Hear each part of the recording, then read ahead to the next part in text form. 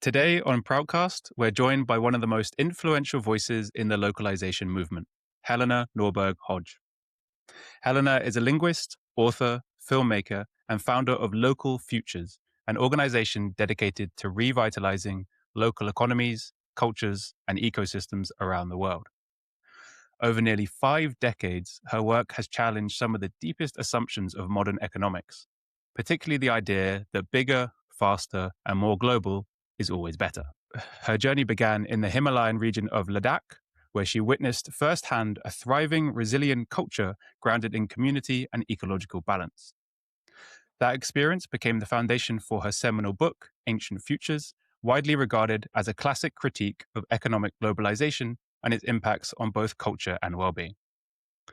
Since then, Helena has gone on to write Local is Our Future, produce the award-winning documentary The Economics of Happiness, and help catalyze localization movements across every continent. She's also the convener of World Localization Day on the 21st of June, bringing together voices from around the world to reimagine the future of our economies. Her work has been recognized with numerous international awards, including the Right Livelihood Award, and supported by figures such as Jane Goodall and the Dalai Lama. This is a conversation about economics, but not as something abstract or technical, instead as something deeply human, about community, identity, well-being, and the future we're collectively shaping. Helena, welcome to ProutCast. Thank you. Very happy to be here. Yeah, thank you so much for joining us. So, as I just mentioned in the introduction there, and those that are familiar with your journey, I understand that you drew a lot of inspiration in your earlier years from the people of Ladakh.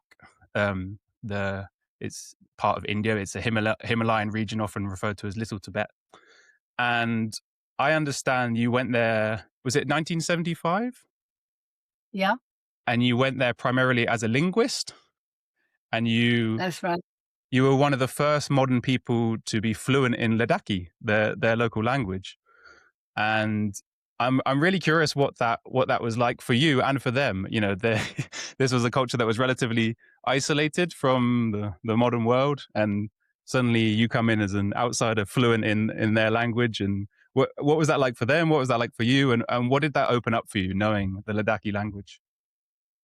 Well, of course, I didn't come in fluent in Ladakhi. I came in speaking not a word of it, but I did learn a fair amount very quickly because I was so motivated. I went out as part of a film team, a German documentary film team that specialized in remote traditional cultures.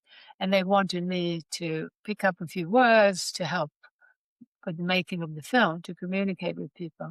And it's very challenging, but I encountered these unbelievable people who were just so radiantly happy and fascinating.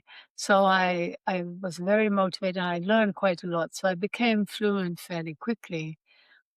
And well, what was that like? Well, for one thing, when I think back of it now, I realize that it was, well, an amazing experience because when the film was finished, I stayed on and I was going to do a PhD on the language. And I was going through the whole region. It's a big part. It's up on the Tibetan Plateau. It's the western part of Tibet, up at 12,000 feet, surrounded by the Himalayas and snowed in for 8 months of the year. And there were these about 100 villages spread over quite a big area.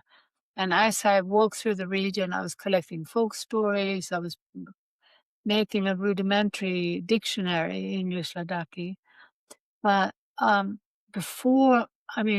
virtually before I had learned 10 words, I was famous in Ladakh because they were sort of colonized by India, and the colonizers tended to look down on them. No one had bothered to learn their language. And so Helena, I'd already tagged Ladakhi name, Helena Dolma.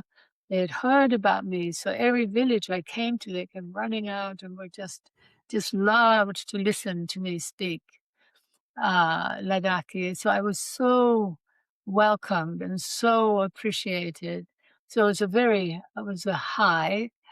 And it was also, it turns out, I realize now those were like the happiest years ever because I was basically walking the whole time. I wasn't getting into a car, I was using my body. There were no mirrors. It was just a different world that was so delightfully alive and exciting and interesting.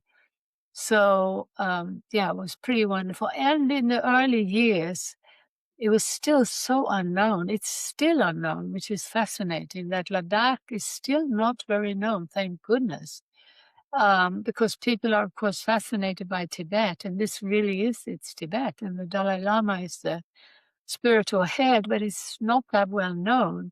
But in the early days, the people who did know that it had been open were these fascinating explorers and filmmakers and writers, most of them in the beginning from France and Germany, maybe Italy, but later on the Anglo world as well, but quite a lot of fascinating individuals.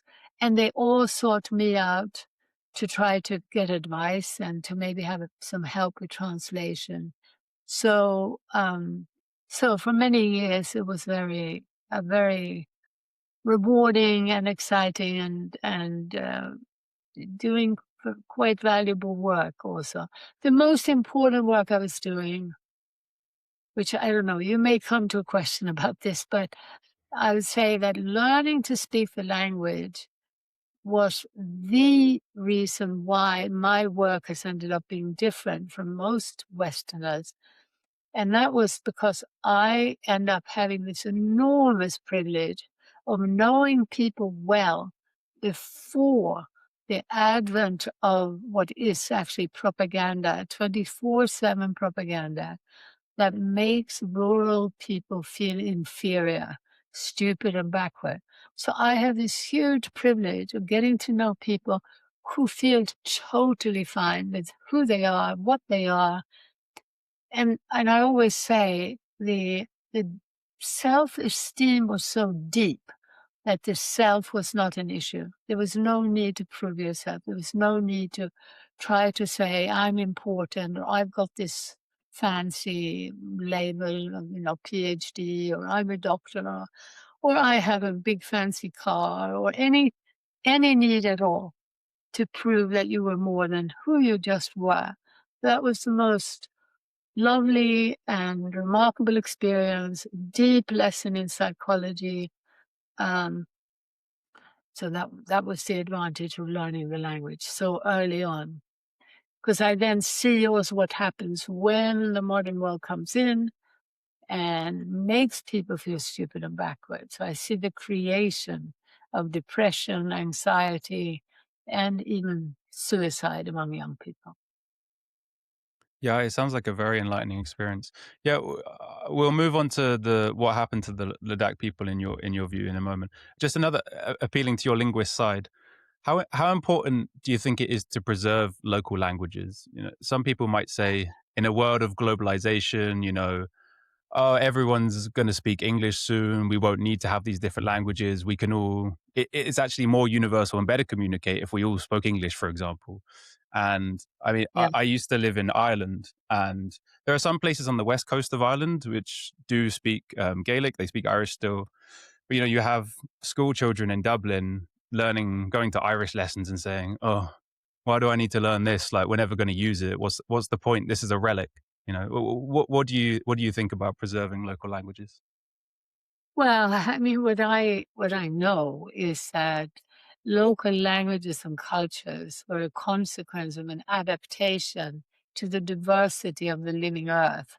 And the living earth is our only economy, our only home. And as we evolved over millennia, we evolved into different cultures, different languages, even different races, because we were adapted to different ecosystems. It's because we were removed from the land into an artificial, especially fossil fuel-based environment that thought that we aren't dependent on the living earth, that we've been able to, well, not we, but that this homogeneous monoculture has been imposed on us, and it's a disaster in so many ways. But um, it's a disaster, as I see it, as much because of the psychological effects as the ecological. So I'm quite convinced that the return to local languages will continue. It's already started. As you can see, this attempt to teach Gaelic in Ireland, that's a new thing because for a while, BBC English was what everybody wanted to speak. And I literally experienced in Ladakh the sort of BBC version of Ladakhi coming into the radio station. And it's so sad to see was this attempt to put on slightly English accent and it was sort of imposing, yeah, a central language on everyone and making those who had a bit of a dialect feel inferior. So if we have a goal of the majority of people feeling happy and deep respecting, we will want to support diversity.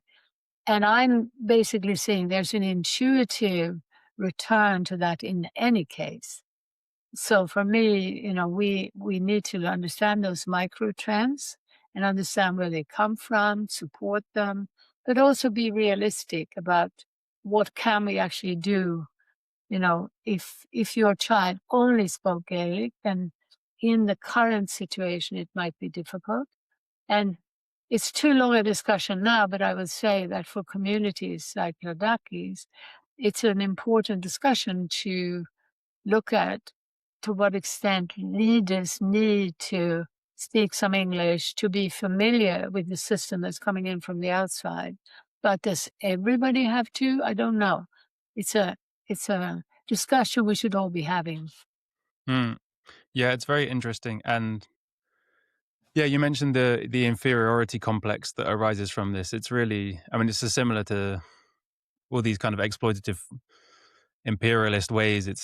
There's a hierarchy, and English is the superior, and your language. You even have it. So I'm from the UK.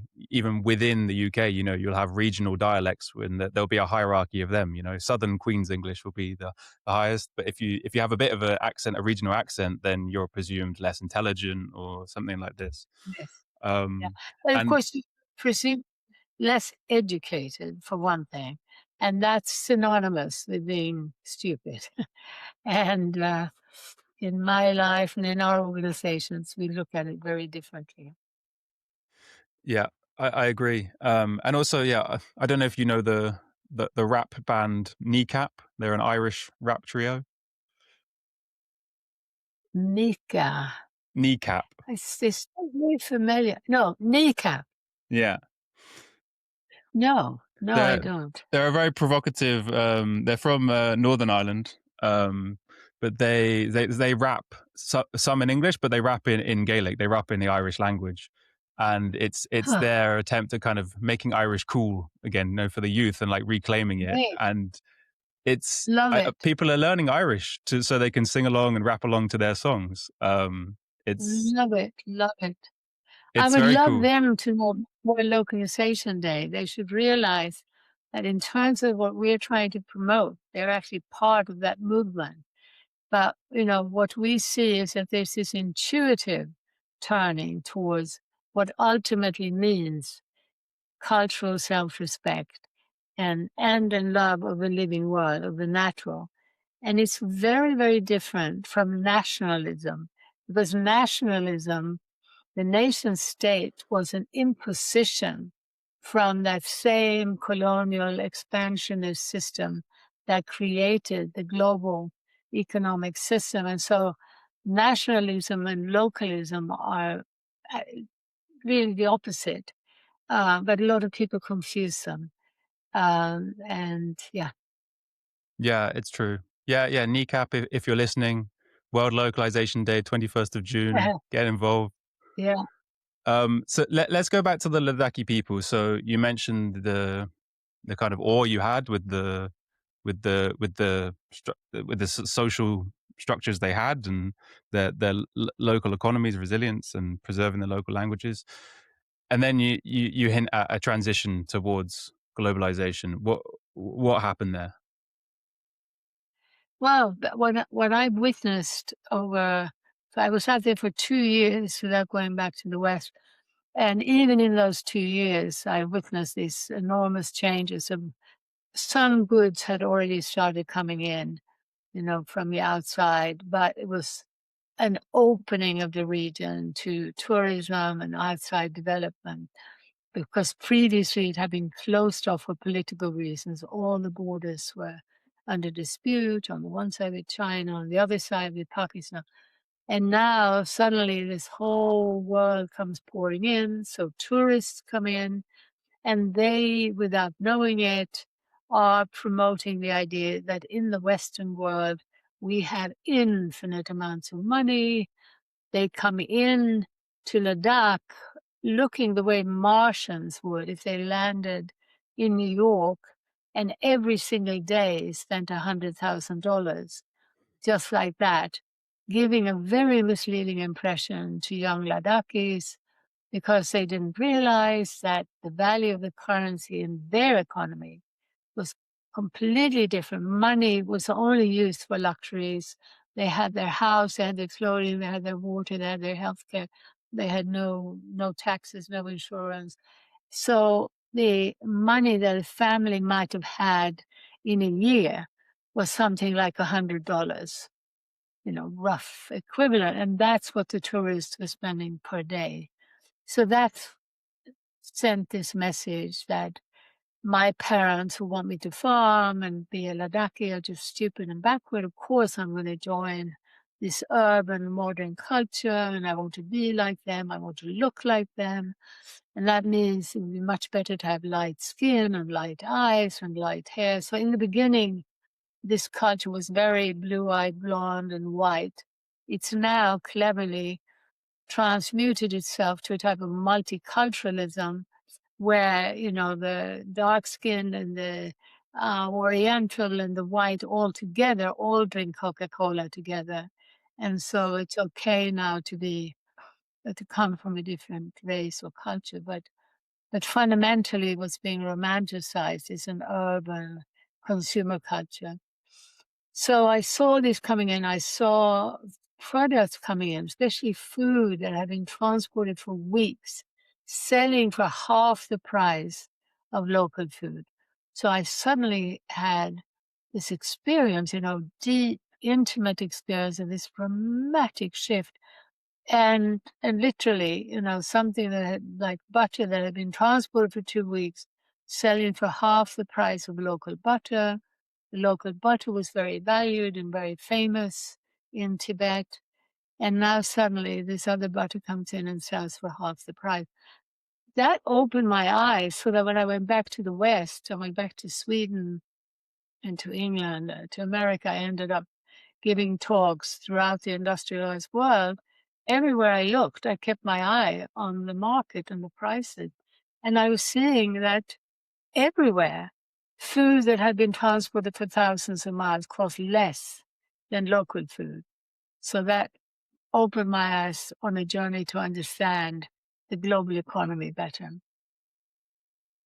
Yeah, it's a bizarre scenario where you have things being more processed, costing less money. And you mentioned there, I mean, essentially before, Ladakhi people pretty much had their basic necessities sorted, and you said money was for luxuries. I mean, what I wish everyone had that situation. The basic necessities are guaranteed, and then, but no, instead we're paying more and more every year for these basic necessities, and a lot of people haven't got any money for luxuries because they're spending it all just surviving.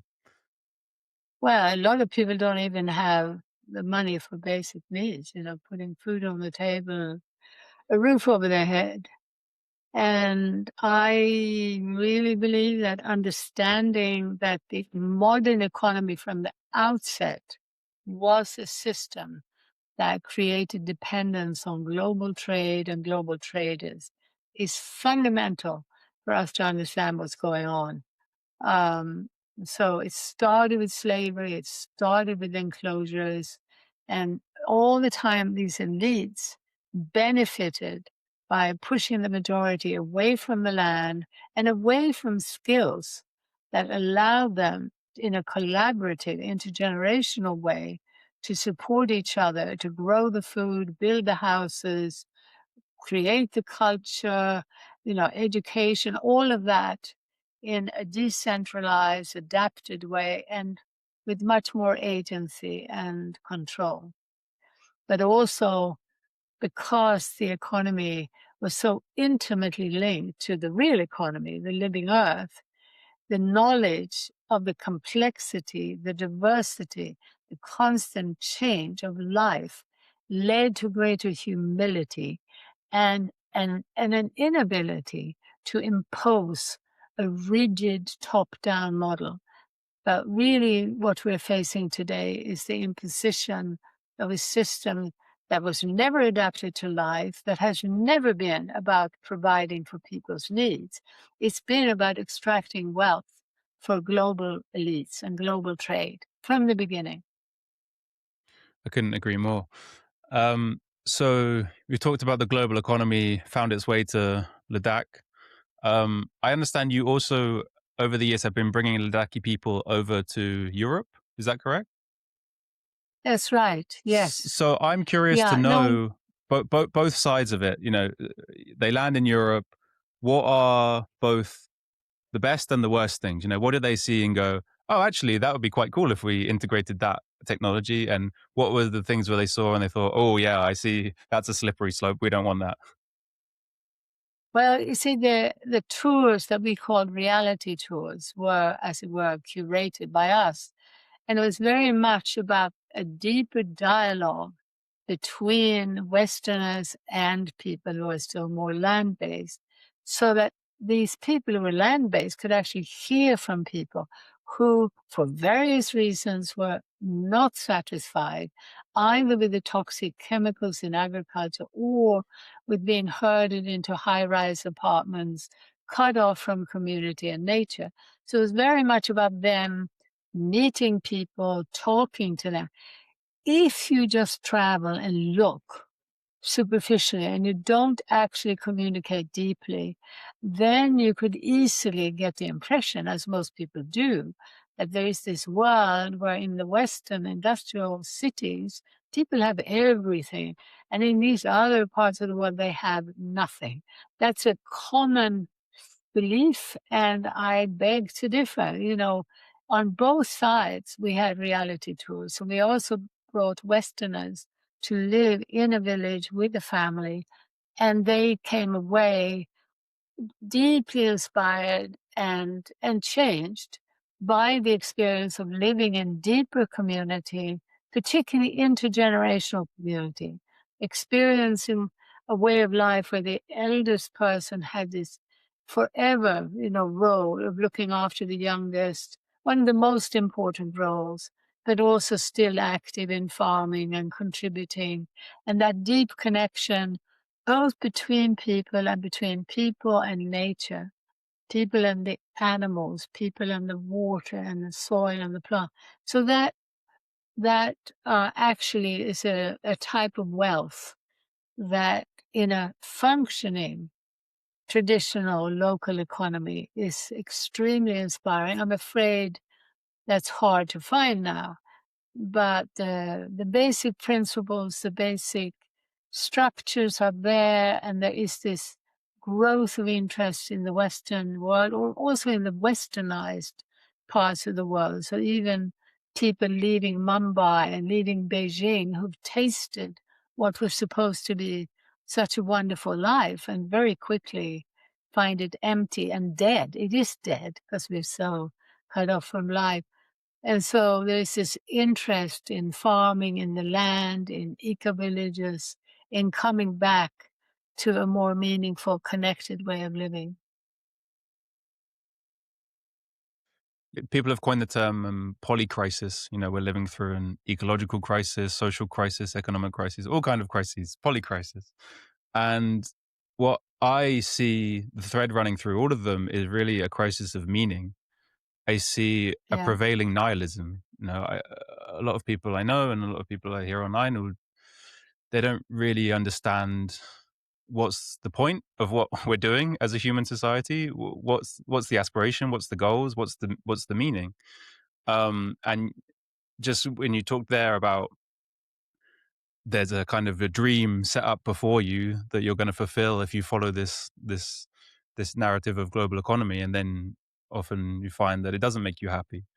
Um, do you think globalization has led to this kind of sense of nihilism and lack of meaning?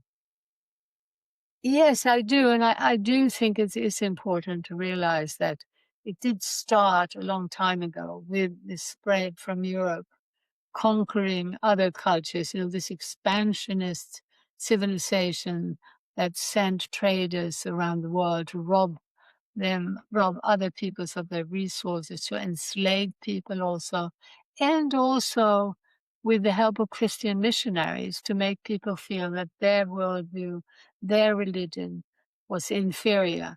So that system, I think we should be rejecting any type of expansionist civilization and embracing a vision of moving towards more peaceful cultures, plural, and be aware that civilization, as we've studied it, whether it's the Roman Empire or Genghis Khan or the Mughals or the Aztecs, that generally that idea of expanding beyond your boundaries, conquering other cultures, smaller cultures, and amalgamating them is not something that we should be supporting. So I would say that we need to understand globalization as several steps of an expansionist Western system growing and morphing. When it started, it was very much white supremacy. It was started primarily from Europe, but with the elites in other countries too. But it was, white men who clearly thought that their culture, their race was superior. They were also misogynist. They were anti-nature. But if we look at how that system changed, it's equally important and very important today to be aware that what happened is that it now is a completely globalized system where, billionaires from Mexico, from China, from India are also, as it were, the winners and those that promote this system. And so it's now very counterproductive to think that the problem is white supremacy. Of course, any type of racism is problematic, but it's, the dominant problem now, and the crises that we face come because blindly the majority of humanity is ending up supporting a system that is marginalizing the 99%, literally everywhere. And the same thing when I say everywhere, on virtually every continent, every country, elites are tending to promote a continuation of a system that is now so criminally anti-democratic, anti-life, so that we have a situation now with the addiction and the belief that supporting global trade is going to help my country has led to a situation where countries are signing contracts with global corporations saying, we won't do anything that threatens your profit. If we do, you can take us to court and sue us. And countries are being sued regularly. So when Germany decided to phase out nuclear power after Fukushima, a Swedish nuclear power company sued them. The companies have been suing governments. It's been going on for a long time, but it has escalated. Awareness about it is also escalating, and there is now a discussion in the EU modifying the situation, because not only are countries being sued, but they're being sued in these kangaroo courts that are not exactly a secret, but certainly not on people's radar. So right now I'm working with colleagues in Sweden, and we have a campaign to try there to get the truth out about how this addiction to supporting more globalization, meaning supporting global monopolies, including banks, to have no regulations whatsoever, and they don't pay tax, and supporting them to the point of saying they can sue us if we do anything that inhibits their profit. In the meanwhile, everybody else is being squeezed for taxes and squeezed with heavy regulation. So when you step back and look at this clearly, it is madness. And it is the main reason behind our meta crisis, or whether we want to call it the poly crisis.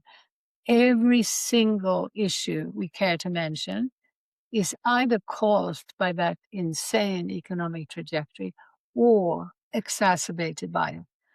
And but the third thing is that whatever you care about, whether if you care about your job, if you care about your health, if you care about democracy, if you're worried about climate, if you're worried about plastic, whatever you might be concerned about, there will be no money to deal with it in a meaningful way. And there won't be structures to deal with it unless we get more organized.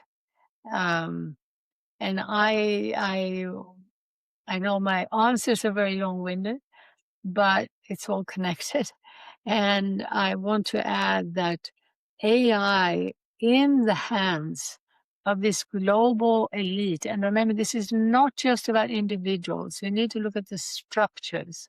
We need to look at, are we going to be trying to have some kind of democratic structure? Are we going to try to have people have a voice over what kind of future they want? Are they going to have a right to say they don't want toxic chemicals in their drinking water, or they don't want, So the choice we have is either to create a global government to govern these rogue monopolies, or to decentralize business. So we're saying, when we talk about localization, we're saying that every business needs to be place-based. It needs to belong to a place where they will be democratically accountable. And so we're wanting Sweden to lead the way, to reach out to other countries, to collaborate, to together take on this issue of saying, sorry, we're not going to be regulated by you. We're going to start regulating you. And now, Saab and Volvo, if you're Swedish, you're going to be based in Sweden. You're not going to be able to dance around the world without any regulation. We're not going to have free trade zones where you can come in and do exactly as you like. And so we need to build up so that the 99% understand that. And they need to know that AI in the hands of that deregulated global empire is a disaster. So we need to be looking at AI being also regulated. And that, to me, is that's the central issue of our time. It's the most urgent issue of our time. In the meanwhile, we are simultaneously, doing everything we can to urge people to build the lifeboats that are also the foundations of really thriving, healthy economies and communities. Yeah, I'm glad you mentioned AI and tech companies. We'll definitely get onto them in a moment. Okay. Yeah, well, I'm sorry. I'm jumping ahead probably. Yeah. No, you're too good. You're answering all the questions, preempting them. So before we jump, I want to talk about AI. I want to talk about energy as well. Both very hot topics. First, let's take a little step back. For people who are not familiar with localization, it's proposed as the antidote to globalization. What is local? What is a local person? What is a local area? What is a local economy? How do we draw the lines around these things? And what does localization look like? I think, see, from our point of view, we're wanting people to really look at the bigger picture and see the systemic paths into the future, to understand that the trajectory of the dominant economy from the outset has been to remove us from the natural world, the living economy, as our economic base, to become dependent on global business. So that path towards the global has been a path of separation, disconnection between humanity and the earth, but also between individuals and between cultures and with more and more divisiveness. It's a fear-based, warmongering path, which has also been very much pushed by intelligence.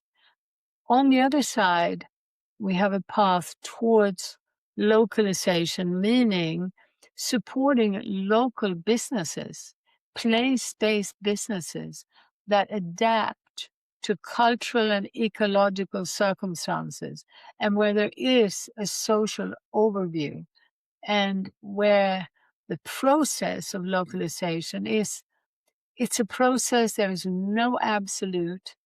There is no way of saying that every economy should be, have a 50-mile radius or anything like that. But there is a clarity when you contrast it with the globalizing part. So, for instance, in building up local food economies, I've been spreading the word and helping to get farmers markets and various local food initiatives started around the world. And sometimes I would come back. Like I remember one year in, I think, Santa Fe in America, they said, "Oh yeah, yeah, we started a market, and we're only letting farmers who are only 50 kilometers away or 50 miles away, nobody else." And I said, "Well, actually, we've got to be strategic. We have to be pragmatic. And to get a really good market started, you might actually have, potatoes that come from 200 miles away rather than having them from Argentina." And so it's a process, and it's, looking at the realities where we are on the ground. In another situation, I was told in South Korea, because my book was a bestseller there, and when I came there 7 years afterwards or something, they said I had started a movement back to the land, and young people had gone back to the land, but then they found it so difficult to survive. And so, I said, well, they didn't read my book carefully enough, because I may not have spelled it out as crystal clearly as I need to, but I am urging all young growers to be aware that the movement consists of establishing a relationship with an educated market. So to just go out and think, I'm going to, on a small scale, produce food, and then somehow it will be sold. No, we have to understand that the dominant global market is such a monster that to be able to do something that can realistically counter that, we have to be truly systemic in our thinking. And so we're talking about a system, and that means we're talking about a different market. We're talking about cultivating and educating people to support those shorter distances, etc. Does that make sense? It's actually remarkable to me how difficult it is. Well, it's not remarkable, but I can just tell you that all of these years, I'm finding that the ignorance about the global market has made me feel like I'm always dealing with these invisible realities, because I'm dealing with the invisible reality of this truly, the invisible hand of the global market that people just haven't studied, because vested interests have not wanted us to study it. We've been steered away from looking at it as a system. Instead, we've been steered to looking at symptoms of breakdown. Let's just look at climate here and plastic there and, poverty over here. No systemic analysis is being encouraged in any of the dominant academia or media. So the other invisible reality I'm dealing with is happiness, is what actually makes us tick, what is, if you like, a deeper spiritual, psychological reality that we also need to look at. So it's been, sometimes I admire myself for not cracking up because I have been, what I'm saying is, it's, I think, only because had this enormous privilege of stepping outside of the Western system, and living in another world, so I could look back at the West in a way that most of my colleagues didn't. Indeed, I think that it is complex, it's abstract. I think it's intentionally obscured, this invisible hand of the global Yeah. market. And I Yeah. think as well, people kind of think it's kind of like a natural evolution almost, like Exactly. transportation's got Exactly. easier, communications got Yeah. better. We're all just mixing more, so we are a global Yeah. economy. But as you were talking about earlier, this was a specific agenda. This was an Yeah. expansionist, colonialist, and we are at the Yeah. offshoot of that. We could have had many offshoots. We could be one Yeah. human society, all mixing in a more harmonious way, but this is a Yeah. specific path in which we've walked down. Yeah. And yeah, and the difficulty when it comes to localization, as you're saying, is we're accustomed to drawing lines around things objectively. And like you're saying, 50 miles, that's local, that's not local. And it fits also into this kind of us versus them mentality. No, we are local, they are not local. And Yeah. what I find really useful within the model of Prout, progressive utilization theory, a local person is defined as someone who has aligned their social and economic interests with the social and economic interests of the area. And I think Yeah. this is it's subjective, right? But it's about interest, it's about relationships, and that's going to be different depending on the time, the place, and the person. But it's a way in which we can start thinking about, those potatoes, are they within our interest or? Yeah. Yeah.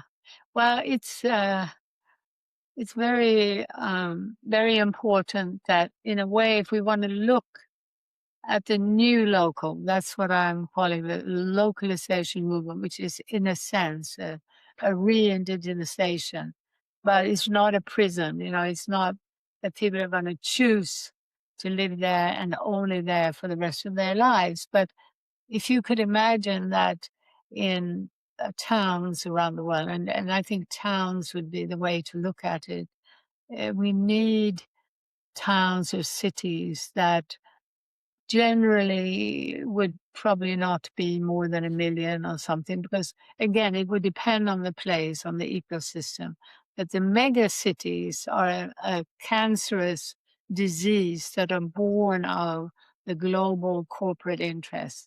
So that the machine that we're in now, and with the help of algorithms and AI, will have the entire global population urbanized and linked up with giant ports, giant superhighways, so that everyone is depending on that global system for their daily needs.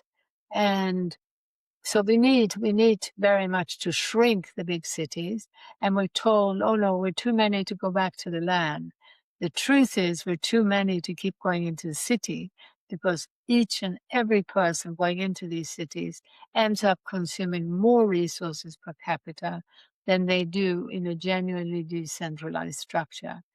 But there are all kinds of false statistics within the Western industrial world that keeps covering that up. Yeah, I think it needs to be a bottom-up approach, no? When we're talking about not complete self-sufficiency, but as self-sufficient as you think you can get before you start trading. You talked about 1 million. Some people say 100,000, 200,000. I think it's going to be a bottom-up approach, and you'll only know once you kind of get there. Instead of this top-down agenda of here's a city, more the better. Yeah. Yeah. So let's talk about energy. Very hot topic. We're recording this in April 2026. We've had the US and Israel bombarding Iran.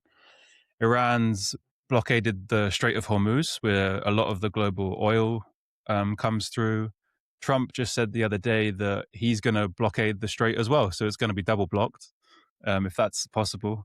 So we've seen the price of oil going up, fluctuating, but it's much more expensive than it was at the beginning of this. It's having all kind of knock-on effects onto all kinds of markets. We've got consumers probably facing higher energy prices. We're already seeing it at the pump. There's quite a quick effect for filling up cars. And we're probably looking at a lot of governments stepping in to subsidize some of these higher energy costs as well. So you basically get a wealth transfer of governments over to energy corporations. So you end up with poorer governments, which also then causes issues for the consumer as well. So there's a conflict that happens over there, and over here you get screwed over and things are more expensive and more difficult, and it's more difficult to meet your basic needs. So what this clearly is too fragile and it's not sustainable to continue like this. So what what does energy production and distribution look like in your view in a more localized model, and have you seen good examples of this working already?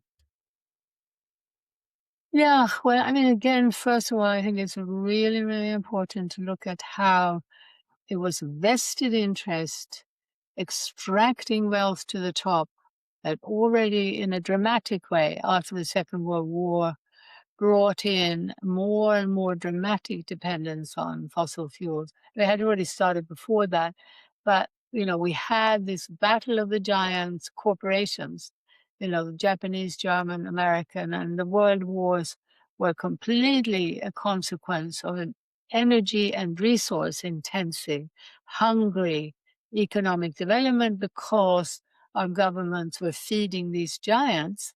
And so in agriculture, for instance, bringing in all that supposedly cheap oil, which has never been cheap, it cost millions of lives, wars, the infrastructure, bringing that in and then calling modern agriculture this great efficiency and success was completely wrong. It was a way of making global corporations richer and impoverishing more people. And by imposing larger and larger monocultures for export, because this is all linked to this trading system, promoting monocultures for export led to essentially killing the soil.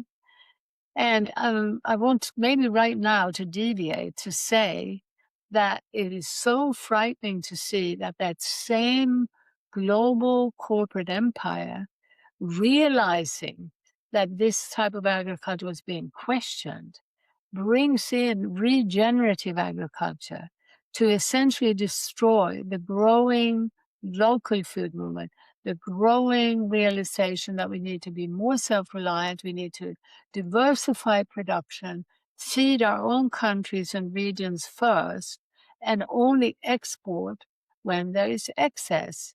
But again, remember from the outset, this economic system with comparative advantage was imposing this idea. It's not in your interest. You specialize for export and then you import all the things you need. That has never been a truly effective way of maintaining a healthy, thriving economy that will benefit the majority. Never. So bringing in all that oil, and Roosevelt made this toxic deal with the Middle East for oil. I don't remember, the details in that film by Adam Curtis called Bitter Lake, where he describes that Faustian sort of trade deal, between America and the Middle East, which, is playing out today. It's really, horrific. So it's cost millions of lives, and all of that energy, where has it gone? It's gone as an integral part of this toxic, inefficient modern agriculture. It never produced more food per acre. It produced more food with fewer jobs. So the efficiency was pushing people into city, creating these large cities, and then pushing them to become consumers. With the help of Edward Bernays, Freud's nephew, creating consumerism. That, so horrible that I feel so sad for so many Westerners who are taking on all this guilt, who are being made to feel like scum of the earth because they just want to keep consuming and consuming and they don't care. They don't care about climate. They don't care. It's not true. What has happened is that consumer culture was serious psychological warfare targeting our children, but also targeting women back then to say, if you want to be like a man, you should be smoking a cigarette. So that was one of the many campaigns. But the worst of it is to our children who have been told that if you want to be loved, you've got to have the latest running shoes. You've got to have the latest techno gadget. You've got to have perverting this absolutely insatiable, deep human condition, wanting to be loved, into a need to consume. So that to me is what we really need to look at. So energy in all of that, it has not been ever in the modern era about our needs. It's never been about what do we need for some heating, what do we need for some cooking.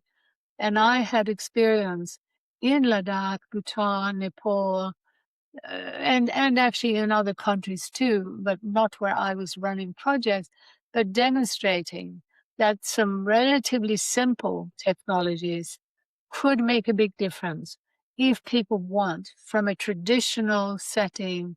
They want a bit more heating, but it's cold. They want to have ways of cooling. There are all kinds of ways that much more appropriate technologies could deliver. But they are more labor intensive. In other words, even in the small scale hydro schemes that we introduced in Ladakh and Bhutan, before electronics, they needed more management. They needed more involvement to run them. But what I've seen is how electronics has been part of a system that has, again, furthered what is now the tech billionaires' supremacy. And by the way, do you know that in all the electronic stuff, there's a chemical coating, which is very, very toxic and which is contributing to birth defects and sexual changes, and that men's willies are shrinking. So then now it's well established that part of the effect of all of these chemicals, including the coating on electronic devices and all the bits and pieces that are put together, are having very, very serious health effects. So I saw in Sweden, we used to have multiple hydroelectric schemes that serviced regions. And by the way, hydroelectricity is one of the most benign. And so I would love to see a return to looking honestly at what energy is actually needed by people for their needs, and how could we get that energy in a truly sustainable, meaningful way. And that would mean also in the West using fossil fuels as part of a transition. And you see what Al Gore did, and I met him only briefly, but I also knew someone who worked with him closely, Morris Strong, who set up the United Nations Environment Program and who also organized these big environmental conferences, the biggest one in Rio in 92. And he and Al Gore essentially became corporate leaders who took the environment seriously, but were not going to be questioning the centralization of economic power in the hands of global corporations. So as they become concerned about the environment, they're telling us how we should drive our cars less, how we should change our light bulbs, but nothing about what industry should do. And industry is getting ready to move to where labor is cheaper. And so they bring in the message, oh, well, in the poor countries, they shouldn't need to reduce emissions so quickly. We, of course, have to give them a hand up. And what did that mean? We can set up giant factories in China, India, Mexico, and we can have plenty of labor and plenty of emissions and actually impoverish people. The majority of people have not benefited. So instead, what's been created is a very hungry elite, that is now competing with, particularly in China, competing with the Western world. Yeah, exactly. We have this shift towards renewables, particularly solar. It's very useful. I have solar panels on my house here. We have a off-grid Yeah. battery system and everything.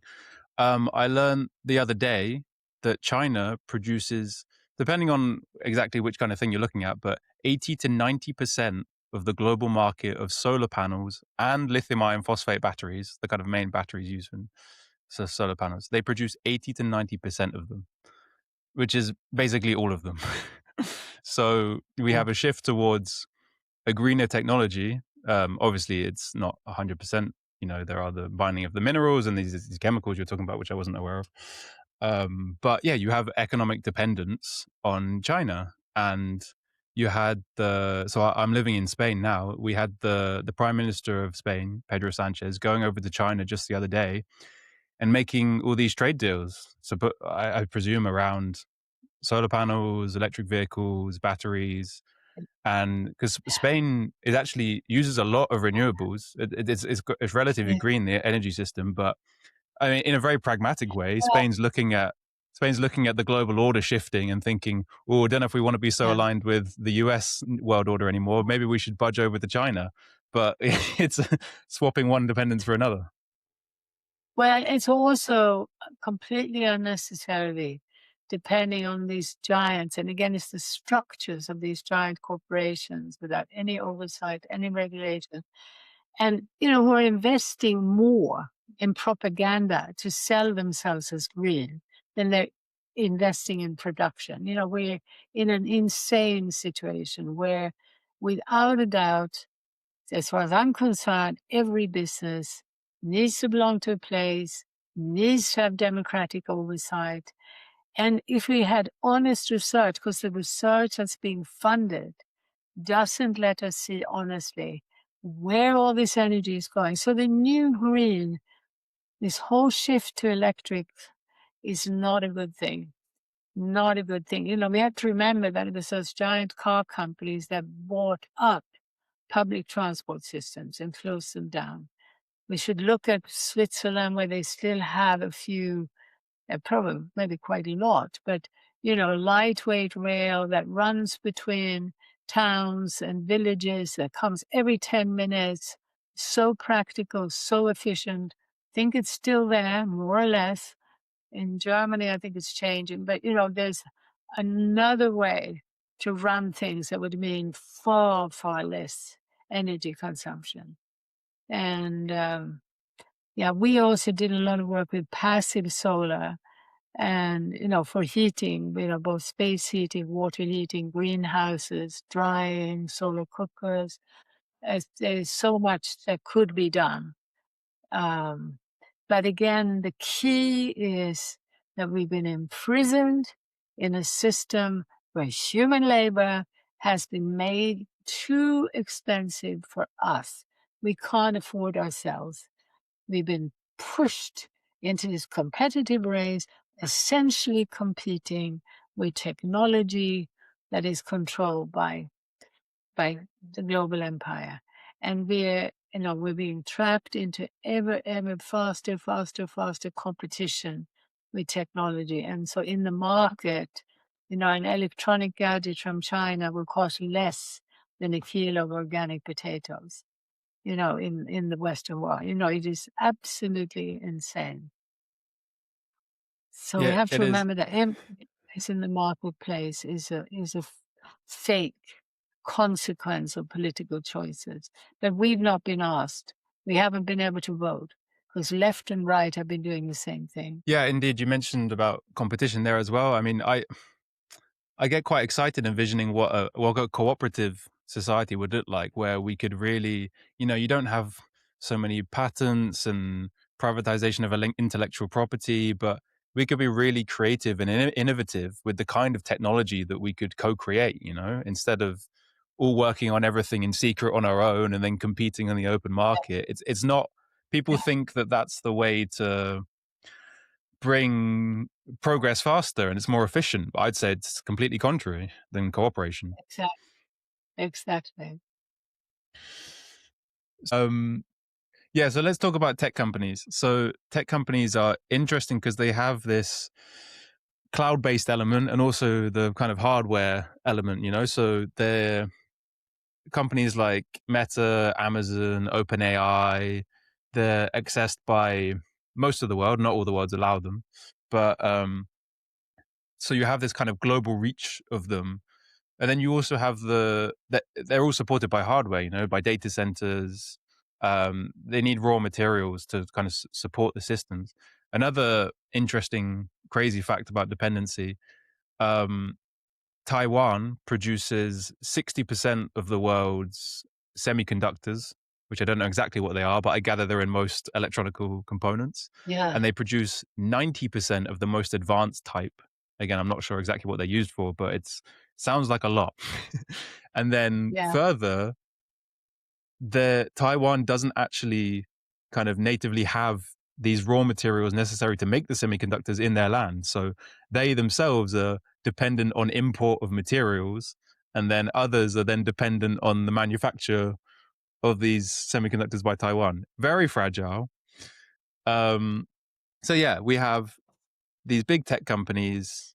They're taking raw materials from other places. They have this global reach. I mean, how should we think about these big tech companies, AI companies you mentioned? I mean, every company integrating AI into it as if it's the next panacea. But how should we think about these tech companies? Should every local region have their own Amazon, or should we get away with all of these altogether? Or how do you view these things? Yeah, well, it's extremely tricky. I would love to urge people to look at Tristan Harris's latest film and also at his previous film, The Social Dilemma, to be really aware of what the internet, the mobile phone, and where this cloud and tech culture has already taken us.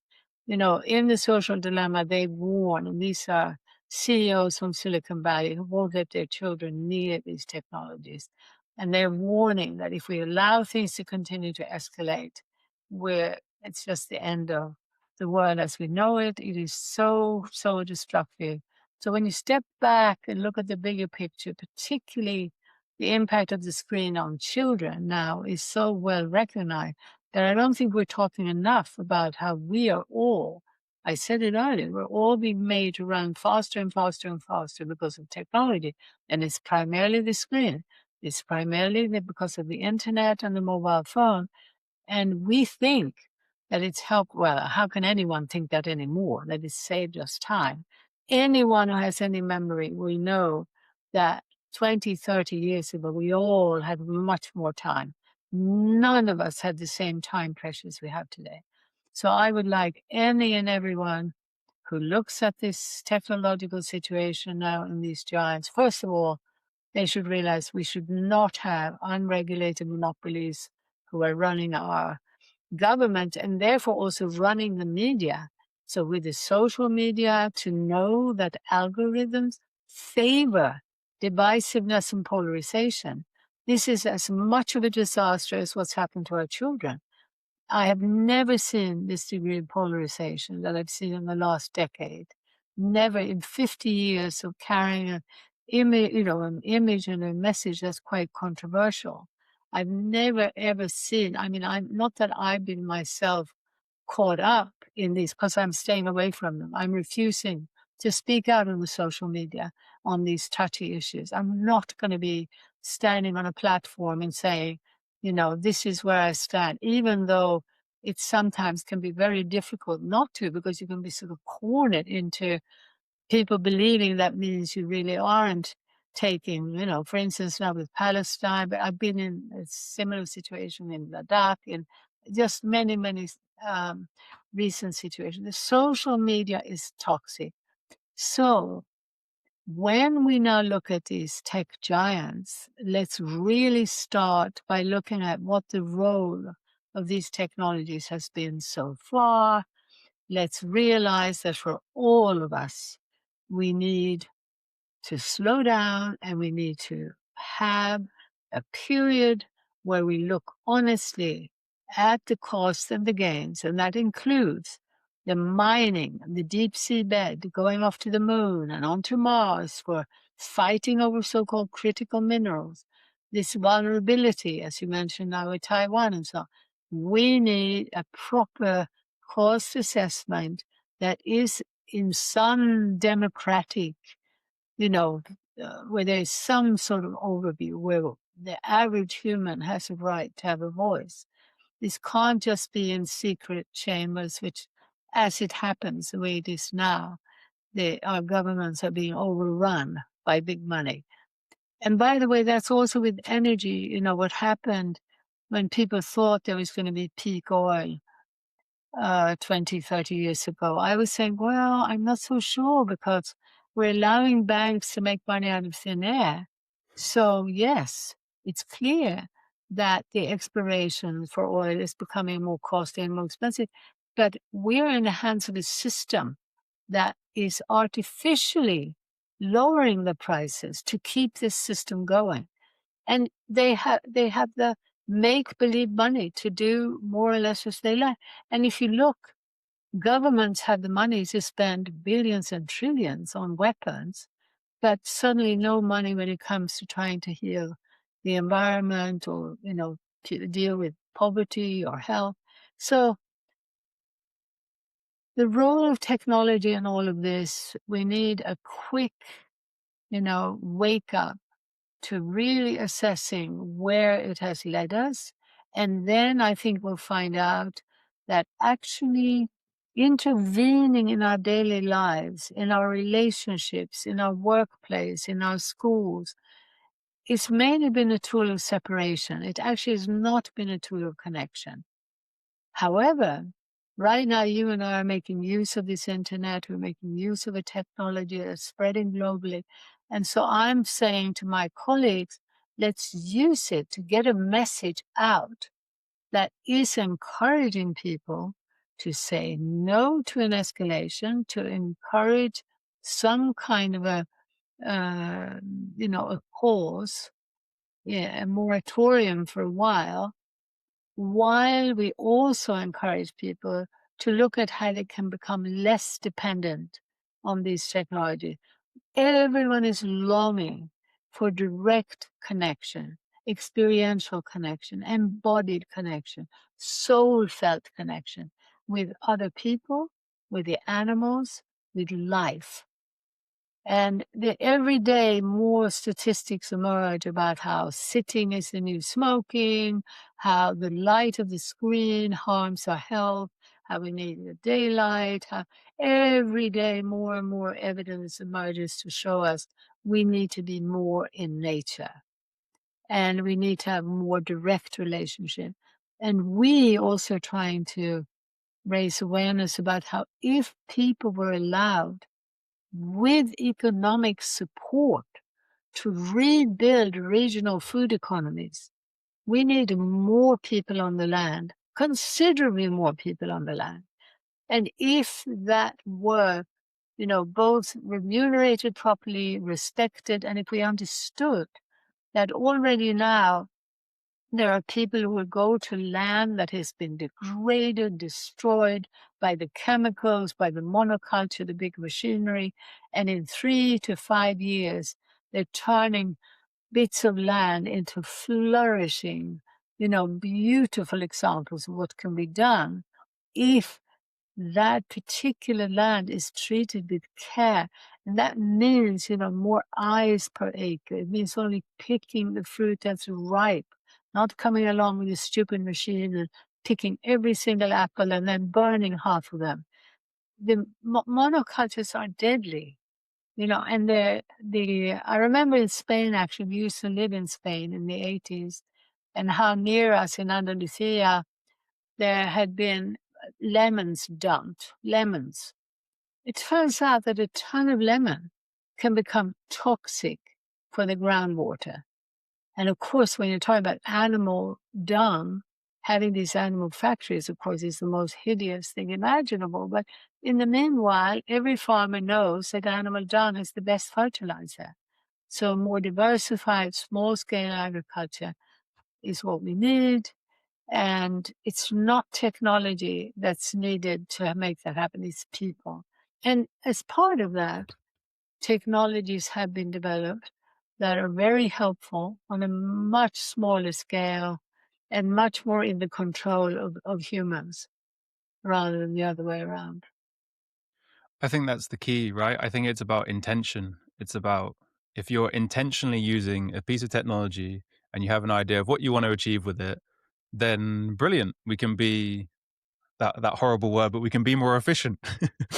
um, Yeah. but what we have is exactly we have as Yanis Varoufakis calls it, the techno-feudalism, where we're kind of like peasants to these cloudalist overlords. Yeah. Where we hand our attention over. We open up our phone and we say, "Oh, what do you want to throw in my face today? I'll sit here for a few hours. You just dictate where my mind goes," which is completely Yeah. unintentional. And yeah, it's like you're saying, you lose. People say, "Oh, I just went on my phone. I was going to go on for 5 minutes, and 2 hours passed." You Yeah. lose time, Yeah. and yeah, we need time. so we've touched on scale. So within the Prout model, we have this idea of the three-tiered economic model. So, and kind of determining how an enterprise should function is based on a few criteria, but scale is kind of a primary one. So on the smallest scale, you have private enterprise. So, but something that's contained. It's the private enterprise that we're used to today in this capitalist neoliberalist system, but contained to the level of like a family restaurant, a village shop. Something Yes, exactly. like this would make sense. Then as you get to a larger scale, say you've got tens, hundreds of employees, and particularly when you're dealing with basic necessities like food, healthcare, then that under the Prout model would fall in a cooperative model. So then you really have economic democracy in action. You have big workplaces where there's actually participation. And then that would be the kind of the bulk of the economy, really. Most enterprises would be cooperative. But then there's this kind of larger scale where just logistically, I mean, you're talking about like transport, communications, maybe energy, maybe water, these things that require large scale communication might be overseen by something like a state body. So do you think that like some level of centralization might be necessary in some cases, some sectors? Yeah, absolutely. I mean, I think in the sort of future that I can imagine that could work, there definitely would be regional networks. I think it would be wise, to look at regional as opposed to national. And again, it depends what we're talking about. We're talking about America as a nation versus Sweden, with 10 million people and so on. But I think, I used to collaborate with an author. I guess he wasn't an economist, but someone named Leopold Kohr. Don't know if you heard of him. He wrote The Breakup of Nations. And, he was very much about more human scale. But anyway, as I see it, um, ideally, even the rail and which I'm a great fan of rail, to the extent that it still functions in England, I'm just so thrilled that I would just never dream of driving from Devon, where we live, to London. There's a 3-hour train journey. It's getting less and less reliable. It's hideously expensive, but it's still such a gift to be able to do that.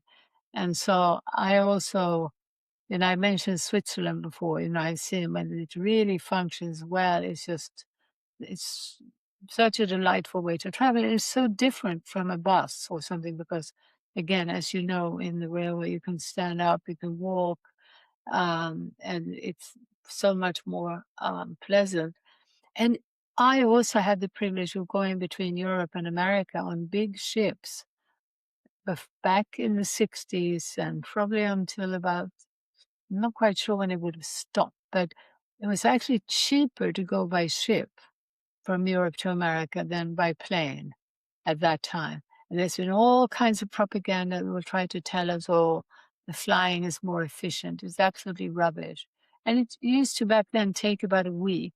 And these were ships of wood that had windows that opened. They weren't like these cruise ships now, that are like a big plastic shopping center. It's a very, very different situation. So I think I would love to see a return to a world where the transport was at that rate. And of course, some planes, but remember, there is a time when we were not working so hard. And there was a time even in my generation where everybody took a break between school and university and traveled the world.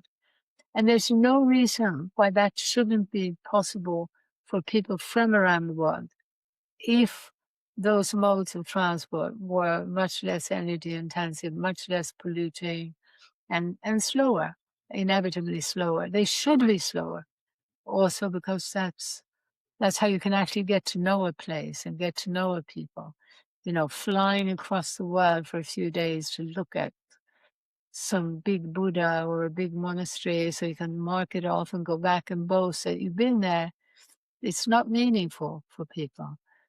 So, yeah, I don't even know what the question was, but so from where we are today, it would be very unreasonable to suggest that we should just do away with the speedy use of the internet for things like climate emergencies, generally, in terms of emergencies generally.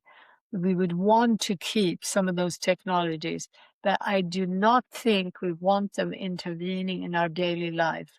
I don't think we want a casino economy where algorithms every day are sniffing around the world for the cracks to generate wealth to the top. That's a machine that's killing us and that's pushing us to run faster and faster and faster just to put food on the table and a roof over our head. But as a society, to say that we want to maintain some of those speedy technologies also of surveillance in the interest of, you know, public health and well-being, and as I say, for emergency use, I think would be important. But and for now, I would love for us to be able to continue to use these speedy communication technologies to convey a message which is the opposite of the mainstream use of these technologies. The mainstream is to promote not just consumerism, but a corporate worldview where we've all become stakeholders, we've all become so commercialized that we're not aware of it.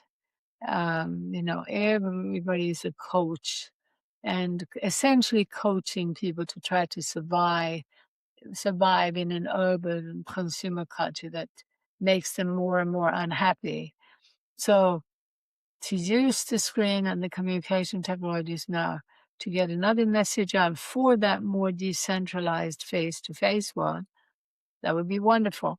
But I'm hoping that we will arrive at a point where we want to ban it for commercial use. I saw a headline the other day that people are like posting less and less on these social medias. It's a more passive experience actually. So it used to be kind of, oh, I like to go on and see what my friends are up to, or I like to connect with people Yeah, around the world. But more and more you have, like you yeah, said, these coaches, these influencers who kind of perform yeah, to everybody else who just sit and watch. And yeah, on transport, I'm a big fan of slow travel. Actually, again, when I can afford it, there yeah, is a price barrier. I love going on the trains, but as you say, in the UK, it's becoming yeah, increasingly yeah. inaccessible. But you can read up all kinds of statistics about how much, like in terms of like people, but also just goods, how much you can transport across a distance in a space of time. It's huge. They are, yeah, trains are amazing. They should be.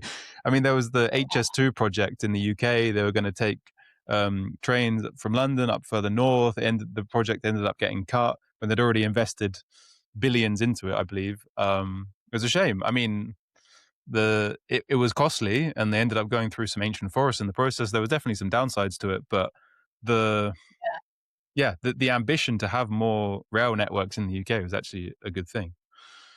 And But, you know, more, but also very importantly, if we had some difference between left and right, which we really don't anymore, because left and right have been supporting this corporate empire, this corporate takeover, but to just maintain and keep the train lines running that are there and to stop this terrible inversion where it becomes artificially expensive to go by train. If we had an honest accounting we would see that for government to support the trains, and that's where, we were talking about scale, but I think with energy and transport and to some degree healthcare as well, there needs to be government subsidies to support the basic infrastructure. But again, we need to be looking at universities in terms of funding for R&D, in terms of regulations, so that every new product, whether it's a pharmaceutical or it's a new chemical for any sort of use, it needs to be tested properly. This has fallen away almost completely. We're in very, very dangerous situation where we have virtually no protection for our health or for the health of the environment now. And so that, again, so I don't think we necessarily need another line that's super fast, because if we made the changes I'm talking about, everybody would be able to slow down a little bit. I'm really hoping that that plea to people to look at their time pressures might be a way to help build up a movement. Yeah, we also have this bizarre situation in the UK where we have private companies manage the train companies in a regional manner. They all bid to manage it. But it's actually the government that ends up paying the cost when these managing companies inevitably do badly. So it's kind of the worst of both worlds. Yeah, They're managed poorly, and then that's they're it. too expensive to run. No, I'm a big fan of slow travel.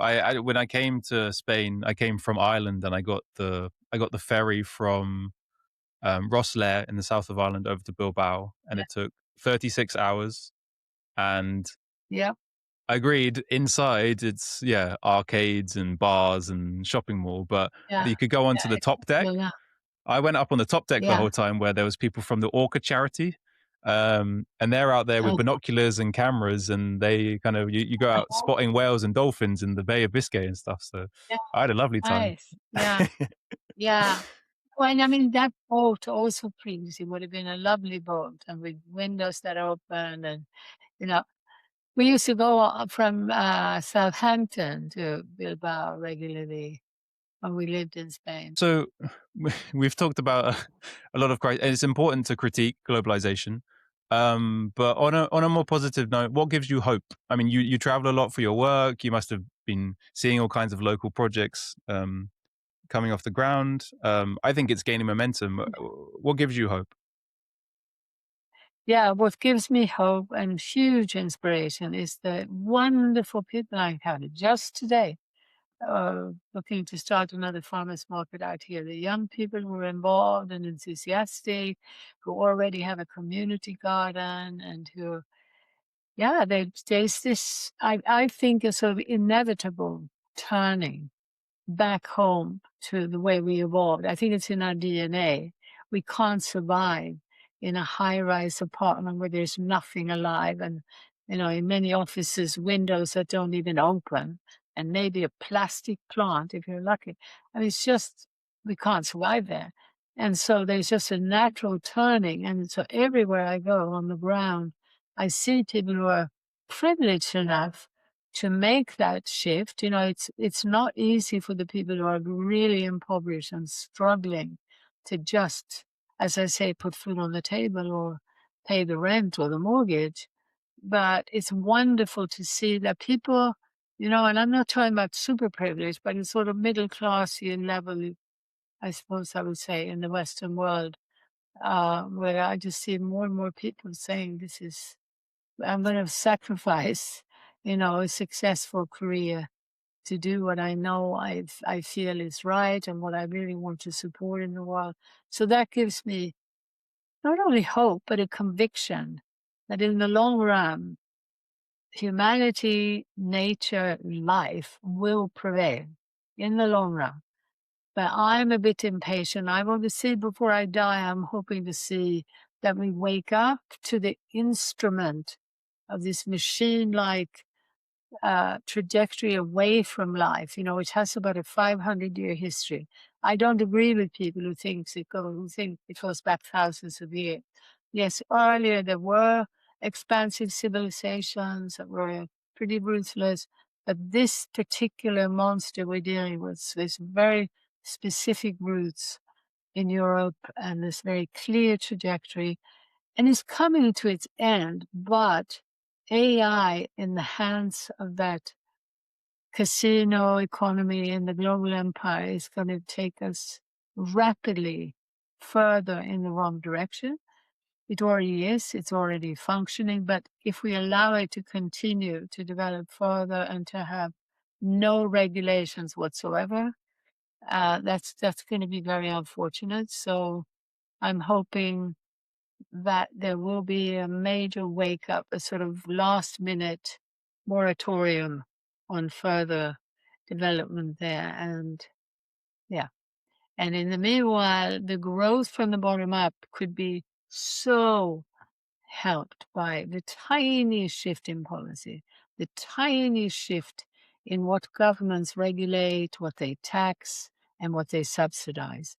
They are shaping the economy through those mechanisms and just shifting them to support community-based, more nature-based diversity and decentralization that could bring with it enormous rewards very rapidly. Yeah, I'm with you. I'm also an optimist. I think it's something natural. And I think, like you say, it won't actually take much for us to go. Yeah, there's this tension because we want to move naturally towards this local economy, but there's these policies and regulations that are actually in our way. And I think we're going to spring back as soon as these things are removed. Um, Yes, so, I just want also the big issue is to make people aware of what it is that's actually preventing us. And there's too little awareness there. So I'm glad you're doing this podcast. and you are convening World Localization Day. I believe the day is 21st of June. Yeah. Otherwise, it's kind of throughout June. Do you want to promote that a little bit? See how people can get involved? Yeah, well, I'd love to. I should also mention, that people should ideally come to our website, localfutures.org. We have a wealth of materials because we've been working on this for 5 decades and have voices from all over the world. We've got so much material on there. Anyone who wants to do a PhD on localization, come to our website and sign up to our newsletter. We put out a newsletter every 3 weeks or so, and yeah, we have World Localization Day. We have a bunch of films that you can use for free in your community if you want to try to raise awareness about these issues. And for World Localization Day, you can organize an event, maybe just a meal with some friends where you try to source your food locally and then discuss the need for food security and the joy of the local food movement and feel part of something that's happening on every continent. So if you want to join us, just come to our website at localfutures.org. There's also a separate one for World Localization Day. Okay, yeah, that's great. We'll include all that information in the description of the show, and Proutist Universal will definitely be taking a part. I think it's a great, great, great movement. Well, I've enjoyed this conversation so much. Thank you so much, Helena, for joining us. Thank you. It's really nice to meet you. I hope we can keep collaborating.